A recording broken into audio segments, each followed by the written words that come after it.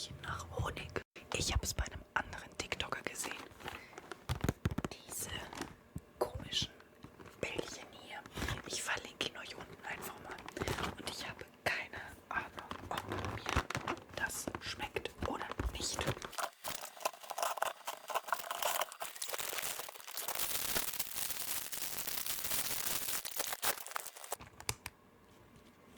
Okay.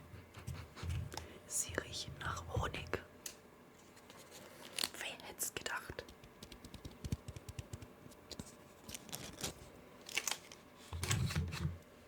Sie sind sehr, sehr weich.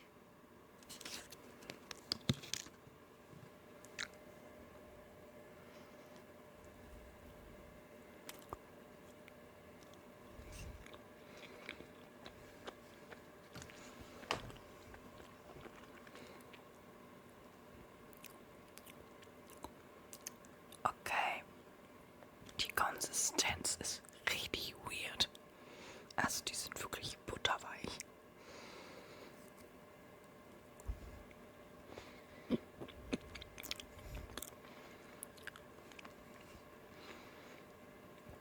Da sind 2, 4, 6, 8, 10 Dinger drin. Die Packung hat 4,50 € gekostet.